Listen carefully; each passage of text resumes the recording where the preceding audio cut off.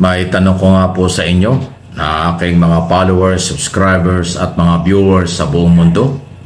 Nakatulong ba sa tamang impormasyon itong ginagawa at ginawa ni Senator Amy Marcos ang kanyang Committee on Foreign Relations sa Senado na imbestigahan ang Executive Department, Cabinet Secretary, Military at Police tungkol sa pagkakahuli kay dating Pangulong Duterte at nadala sa The Hague sa International Criminal Court.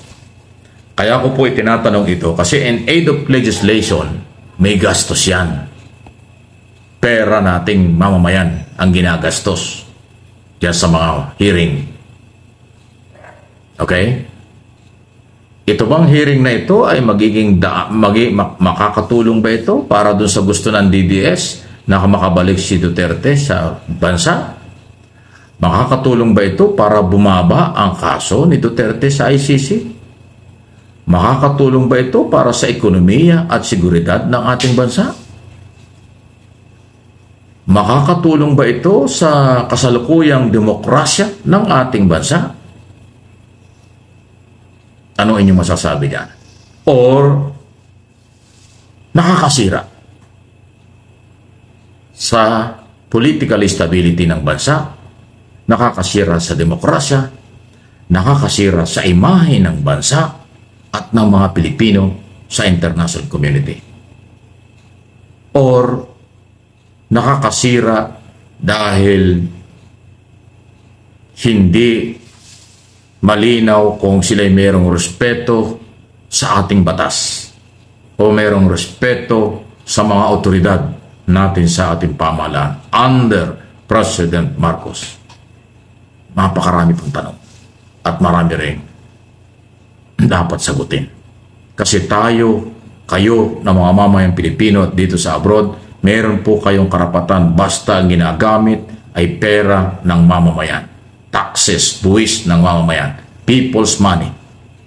Kung gagamitin ito para sa kabutihan ng nakakarami, okay lang. Pero kung gagamitin ito para lang manira ng gobyerno, umanlin lang sa kung kani-kanino, ay sayang ang pera. Kung hindi rin naman makakatulong sa kaso ni Duterte, kung hindi rin naman makakapagpalaya kay Duterte, para saan ito? For publicity only ba? Or for re-electionist ba ang hearing na ito? Nagtatanong na. Hindi nga po malaman dito kay Amy Marcos kung para saan ba itong ginagawa niya na Senate hearing na kung saan ay kahit nga po itong si Senate President Chis Escudero ay kinundena na ang kanyang mga ginagawa at sinabi nga po na huwag gamitin sa pamumulitika itong Senado, di ba? Naku, alam niyo sa totoo lang, sa halip po na makakuha pa ng boto itong si Amy Marcos sa mga DDS, lalo po siya na kinamumuhian ng mga DDS. Alam naman po natin na ang mga DDS ay utu-uto. At dahil po sa isang salita lamang na ito, mukhang tingin ko, lalo pong walang boboto kay Amy Marcos na mga Duterte supporter. Dahil po dito, panoorin po ninyo. Pero ma'am, umaasa ba kayo magkakaroon pa ng justice po ang dating Pangulo? Yes. Yung sa investigation sa Senate? O... Sa Senate, ano na lang yun? Pa-ek-ek na lang yun. Huwag na lang kayo maniwala ni Amy Marcos, ma'am. Hindi ako naniwala sa kanya. Bakit po? Malapudol talaga, ma'am. Ayaw na pagpaniwala, ma'am. Kaya ka nga, baka matigil si BP, ma'am, ha? Magpang ka lang po. Ano lang, para lang, tanong siya na, ano ba talaga nangyari? BP, ma'am, huwag Di ba siya nakita na nangyari? At yun po ang ating nakikita. Paek-ek lang talaga ni Amy Marcos itong Senate hearing na ito para po mapag-usapan dahil nga po medyo walang issue. Wala pong issue na kinasasangkutan si Amy Marcos ngayon. So gumawa siya ng sarili niyang stage para siya ay mapansin. Kaya lang po mukhang negative sa mga DDFs at lalo na sa mga makikinig dito po kay Hanilet dahil meron pong mga DDS na naguguluhan kay Amy Marcos. Pero Di ba parang nagugula, parang nagdadalawang isip kung ano ba talaga tong si Amy Marcos, kung kakampi ba ng mga Duterte o gumagawa lang ng komosyon, gumagawa lang ng issue. Ngayon po, meron pong mga DDS na makakapagdesisyon na si Amy Marcos talaga ay paek-ek nga lang itong ginagawa na Senate hearing, kaya po may mga makikinig diyan kay Hanilet, di ba? At sigurado ko na mas marami po na mga kababayan natin ang hindi boboto kay Amy Marcos, mga loyalista, mga DDS na makikinig kay Hanilet. Yan po ang ating nakikita na magiging dahilan ng pagkatalo ni Amy Marcos. Kung sakaling hindi siya makapasok sa Magic 12 sa darating na eleksyon, di ba? Yan po ang ating makikitang dahilan. Ang kanyang pagiging balimbing at ang kanyang pagiging namamangka sa dalawang ilog. At ito pa, alam niyo po ba na marami din pong mga Ilocano at mga nanay, lola na kino-question ng pag-away o kumbaga pag-question, pagkondena ng ating mahal na senadora. Diyan po sa kanyang kapatid na si PBBM, marami pong mga nanay at lolang Ilocana na tinatanong siya pag nakikita siya, ba't mo inaaway kapatid mo? Alam po natin na ang mga Ilocano, Ilocana ay mga mapagmahal po yan sa pamilya. Pero bakit itong si Amy Marcos parang hindi niya mahal si PBBM? Kasi po patapos na yung Kongreso, yung 19 Congress hanggang June 30 na lang. Ang mga nag-iimbestiga graduating na at yung iba ay kandidato pa para sa re-eleksyon sa Mayo. So ano yun? Para saan yun? Maging si Sara Duterte, anak ng dating Pangulong Duterte, nagpapasalamat sila sa ginagawang hearing pero hindi siya naniniwala na makakatulong at makakauwi si Duterte dahil sa investigasyon na yan kung paano at bakit hinuli at bakit dinala sa ICC. Kasi nga, inako na ng ICC ang lahat. Sila nag-issue ng warrant of arrest, legal ang paghuli ng Interpol, nagpasalamat sila sa pagtulong ng Philippine government, pagpapatupad ng batas ng Pilipinas para sa paghuli at pag-turnover kay Duterte sa ICC. Lahat pinasalamatan, lahat ibig sabihin legal, walang illegal. So para saan ang investigasyon? Kahit na malabo pa sa sabaw ng pusit na illegal yung pagkakahuli, sabihin na natin illegal. Ano ngayon? Mapapauwi ba ng Senado, ng komite ni Amy Marcos si Duterte? Makukumbinsi ba ni Amy Marcos ang ICC judges para pauwiin ang kanyang pinagtatanggol na si Duterte? Hindi po. Hindi mapapauwi ni Amy Marcos si Digong. Bagkus, mas mapapansin pa po ng ICC o mas maja-justify pa ng ICC na etong si Digong ay karapat-dapat lang pala na doon sa ICC litisin. Dahil nga po, etong nakikita nila na ultimo mga senador ay pinagtatanggol si Digong. So maiisip nila yan, naku, tama lang pala desisyon natin na maglabas ng warrant of arrest kay Digong para mahuli na at dito litisin sa ICC. Kitang-kita na yan sa mga rally. Diba? May mga nagrarally. Akala nila nakakatulong kay Digong yung napakaraming tao sa mga rally na pumupunta, lalo doon sa Davao. Akala nila makakatulong yan kay Digong. Yang optics na yan, hindi. Bagkus, mas makikita pa ng mga ICC lawyer, ICC judge na eto pa lang si Digong ay talagang dapat na doon malitis sa ICC dahil maraming supporter. Magkakagulo lang sa bansang Pilipinas. At doon po sa The Hague, di ba nakita nila na marami pong mga nagwewelga sa labas ng ICC. Mas makikita po yan ng mga ICC na delikado si Digong na palayain o mabigyan ng interim release kasi nga mayroong mga tao na posibleng tumulong kay Digong o magkanlong kay Digong kapag ito'y pinalaya. At yung mga hearing po na yan sa Senado, maaaring merong mga magpasa niyan sa mga ICC judge para makita nila na, tignan nyo, mga senador, pinagtatanggol si Digong kahit mali na, kahit na kriminal na. Diba? Kaya po etong si Amy Marcos hanggang suntok na lang sa buwan ang kanyang gagawin na hearing na yan. At kahit po bali-baligtarin pa natin ang Senado, gawin nating upside down ang mga Senado, malabo nang maiuwi si Digong dahil doon na po ito mabubulok sa kulungan. Mawawala ba ang galit at sama ng loob at iyak ng mga biktima ng human rights violations sa ginagawa ni Amy sa public hearing?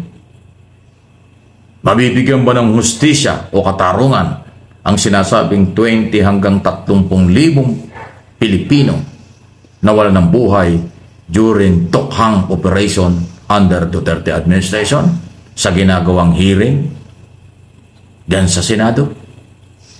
Napakarami pong tanong, napakaraming dapat sagutin. Pero ang mabilis na sagot diyan, hindi maiimpluwensyahan. Walang pakialam ang ICC sa internal problem sa Pilipinas, political problem, political issue at investigasyon kung paano at bakit hinuli at bakit nasa ICC si Duterte. Wala silang pakialam doon. Ang ICC ay nakatutok na doon sa ebidensya at kaso, kaya nga sila yung magtatrial by September against Duterte. By the way, para po sa inyong kaalaman, nabanggit ko nito dati sa ibang video natin pero ulitin ko. Ang ICC ay samahan ng maraming mga bansa sa mundo. Ang ICC ay hindi gobyerno. Ang ICC nasa The Hague, Netherlands bilang opisina lang yan. Hindi rin kontrolado ng The Hague or ng Netherlands government ang ICC. Ganun po ang ka-independent sila. Hindi katulad ng lower court. Halimbawa dito sa Pilipinas, yung ating mga korte under ng pamahalaan Pilipinas. Katulad sa Amerika, yung kanilang korte under ng US government.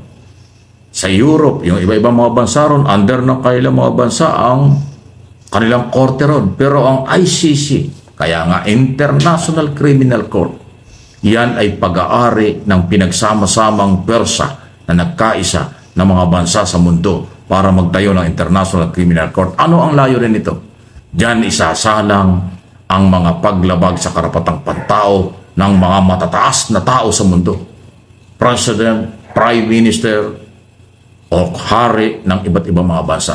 Wala namang kasong aabot sa ICC kung yung isang pangkaraniwang tao ay lumabag sa human rights violation o paglabag sa karapatang pantao sa pangkaraniwang tao rin. Hindi yan papansinin.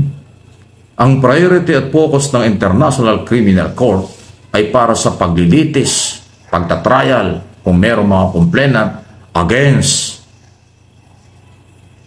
sa mga may impluensyang tao sa mundo. Malaking tao sa mundo. Yun po ang layo din nun. Okay?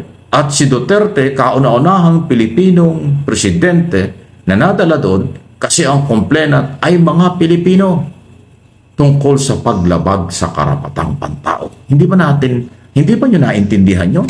Yun ang malinaw eh. Nagkukulang lang siguro sa paliwanag ang mga nagsasalita sa gobyerno. Alam ito rin ng ilang mga senador ay lang sabihin kasi kakampi nila o kinakampihan nila si Duterte. Imposibleng hindi alam ni Amy Marcos at ang ibang senador ang kapangyarihan ng ICC.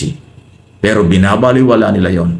Pinipilit nila na mali ang gobyerno ni Pangulong Marcos sa pagkakahuli at pagkakaturn over dyan sa ICC kay Duterte. Anong klase yan? Kaya muli kung kayong tatanungin, may natutunan ba tayo? May mapapala ba tayo dito sa ginagawang ito ng Senado? Na pagtatanong, sabihin natin panggigipit na rin, pangharas na rin, kahit paulit-ulit ang sagot, paulit-ulit ang tanong, na sinasabing in aid of legislation. Totoo ba yan? Please like and share ng video ito. Isa din siguro, Sir Mike Abe, na nagiging complications dito sa Senado at sa paniniwala nila sa ICC, sa mga ilang senador lang, hindi naman lahat ng senador, ay dahil ang kanilang mga nakakausap ay puro po nagsasabi na may mali sa paghuli kay Digong, na may unconstitutional na nagawa ang ating mga kapulisan, ang ating Chief PNP, ang ating CIDG Chief General Torre, ang DOJ Secretary, ang DILG Secretary, ang ambassador o prosecutor o ang si Lacanilaw, yung kinontempt ni Bato, di ba? Kasi puro mga pumapabor sa kanila ang kanilang nakakausap. Pero kung ang makakausap nila si Attorney Tedte, si Attorney Butuyan na accredited ICC lawyer at etong si Justice Carpio, malalaman nila na ang ating pong gobyerno ay tama lamang ang ginawang pagsuko kay Digong. Diba, magtataka ka bakit itong si Acunas ang kinumbida. Nandyan yung mga ibang abogado na nagsasabing wala namang nalabag na batas, wala namang unconstitutional sa paghuli kay Digong. Bakit hindi nila kinukumbida yan? Diba, ultimo nga Senate President na nagsasabi na walang masama sa ginawa ni General Torre o ng desisyon ng ating Pangulong Bongbong Marcos na isuko si Digong. Ultimo Senate President. Sinasabi po yan, panoorin po ninyo. Mga Pilipino ang nagsampa ng kaso sa ICC, hindi mga dayuhan. Pilipino rin ang nagdesisyon. Sabi na ni Secretary Remulla, hindi ba, na gawin ito. Wala namang dayuhang nang himasok doon. Wala namang pending na kaso dito laban kay dating Pangulong Duterte para sabihin mong tinanggalan natin ng jurisdiction yung Pilipinong huwes na magpasya sa kasong ito at pinasa natin sa dayuhan dahil nga walang pending case. Ironically, if you go by comparison, sa kaso naman ni Congressman Tevez, may kasong pending dito. Kinukuha natin siya mula sa Timor-Leste para harapin yung kaso dito kasi may pending na kaso dito. Sa kaso ni dating Pangulong Duterte, walang pending na kaso dito para harapin niya. At yun ang piniling venue ng mga biktima at nagrereklamo para makakuha sila ng hustisya. So, wala akong nakikitang pag-agaw, ika nga, ng jurisdiction ng korte sa Pilipinas kaugnay sa isyu at bagay na ito. At sang-ayon sa batas din na umiirol sa atin, na sinight din naman sa hearing, pwedeng dalhin ang sino mang akusado, Pilipino man o dayuhan, sa International Court kaugnay ng crimes against humanity ng mga individual. Yan ay batas pa rin na umiiral sa ating bansa. Lalo napakaliwanag naman ang paliwanag na yan ni Senator Chis Escudero. Diba, dapat kausapin na lang nila si Senator Chis para maliwanagan itong sila Bato, si Amy, si Alan Peter Cayetano at itong si Jinggoy at si Bongo. Diba sana kinausap na lang nila si Chis Escudero. Kaya nga sabi ko nga dito sa mga nakaraang vlog ko, dapat ipatigil na lang ni Senator Chis Escudero itong ginagawa ni Amy dahil nga pamumulitika lang naman talaga to at wala naman naitutulong ito sa ating bayan. Wala din namang Digong na maiuwi pa dahil nga ito'y doon na mabubulok sa kulungan. Wala nang mapapala tayo dito. Wala ring magagawang batas. Wala ring mapapala ang mga gobyerno natin. Hindi mapapababa ang presyo ng bigas. Hindi mapapababa ang presyo ng mga bilihin. Ang presyo ng krudo. Sa ginagawa ni Amy Marcos, mas may mga bagay na kailangang unahin at tutukan ng Senado kaysa sa pagtatanggol sa isang kriminal na gumawa ng napakadelikadong utos para po magurgur ang napakarami nating mga kababayan. Kaya sana ito tigilan na ni Amy ang kanyang kahibangan dahil hindi siya kinikilala ng mga DDS sa kanyang ginagawa. Hindi siya nakikita as hero of the DDS, hero ni Digong, bagkus. Ito'y paek-ek nga lang, sabi nga ni Hanilet Abansenya. Paek-ek lang ni Amy Marcos para mapansin, mapag-usapan. Walang kwenta. Walang mapapala ang DDS, walang mapapala ang pro-government. Walang mapapala si Digong. Dahil kahit na 1,000,000 taon na mag-hearing si Amy Marcos patungkol sa pagkakahuli kay Digong, si Digong po, doon na mabubulok sa ICC. Yun po ang katotohanan. Ultimo, ang anak niya na si Sara Duterte, nag-move on na. Tanggap na hindi na po maibabalik dito sa Pilipinas etong si Digong. Tanggap na niya. Diba? Kaya dapat tanggapin mo na rin, Amy Marcos, paek-ek mo lang nga daw yan Diba? Tigilan mo na yan. Walang mapapala si Digong dyan, saka hindi ka uubra ang kalokohan mo sa Senate President. Diba? Hindi ubra yan. Ate ka lang, pero iba ang presidente. Ate ka lang, pero ang presidente ay si PBBM pa din.